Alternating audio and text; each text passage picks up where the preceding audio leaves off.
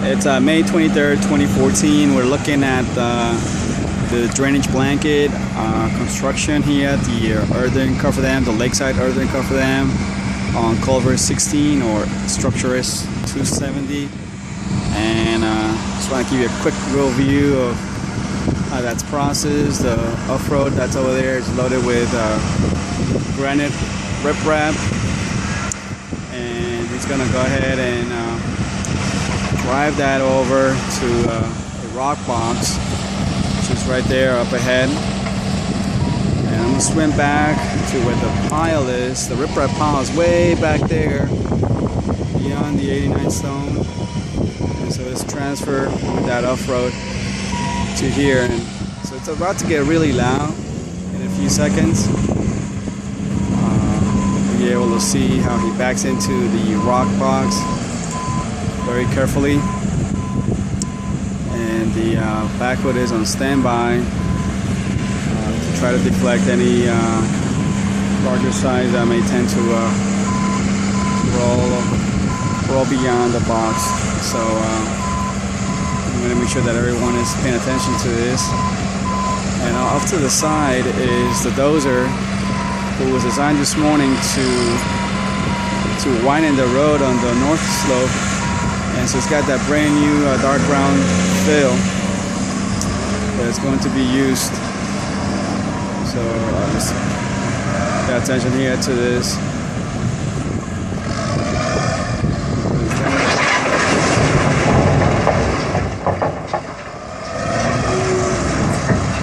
Alright. Okay, so that's the best they can do to make that happen. Now the operator in the excavator is going to take a batch of that material, and he's going to swing it over and place it down onto this blanket. This blanket that we're looking at is basically a combination of a filter fabric. It's a non-woven filter fabric with 6 inches of number 57 bedding stone. And then he places on top of that a 1 foot layer of the granite riprap. So it's a very slow process, but it's basically almost done. This is really the last piece that needs to be completed to have the entire cofferdam constructed. And here you look at some of the limestone riprap that was reused from emergency stockpiles that were available, and also some of the excess riprap that was taken out during the original demolition of the former culvert 16. So that's what we got. Way ahead in the south slope, right there towards the right hand side, is a Terracon who has been assigned this morning to conduct sand cone testing on the slope, trying to get the in situ condition, in situ density of the cone. So, and the gentleman who just waved at us is our quality assurance rep. And so anyway, Terracon is going to do that level where he's at, and then he's going to come down towards around where the PVC lines, the dewatering horizontal lines are at. That's second sand cone test that is going to be done. And just from the last couple of days, we've been doing the mapping on the slopes and the foundation level. So you can see it's pretty cleaned up. The foundation level is at elevation -1. The end walls, which are very straight ahead, it's at elevation -0.5. In the center we have the head wall, and that foundation begins at elevation -4. So -4 for the head walls, -0.5 for the end walls, and then the culverts in the center part is going to be established at -1.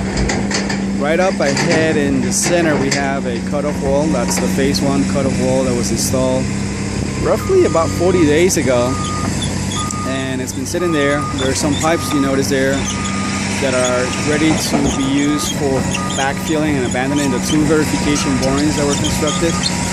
And so that phase is going to be done hopefully sometime today, and that will complete the construction of that wall. The next step would be to actually cut off the excess amount and cut it at around elevation plus 0.5. That's what the top of that wall is. And then we'll have a mud mat and actually a big slab that's going to be constructed over that wall. So anyway, we're trying to keep an eye on these trucks that are coming in, make sure they're safe as they're unloading, make sure there's a spotter, and there is a spotter there as they're backing up into the ramp. And obviously the spotter gets out of the way when he's dumping that fill. Not too long ago we had a truck on another culvert side that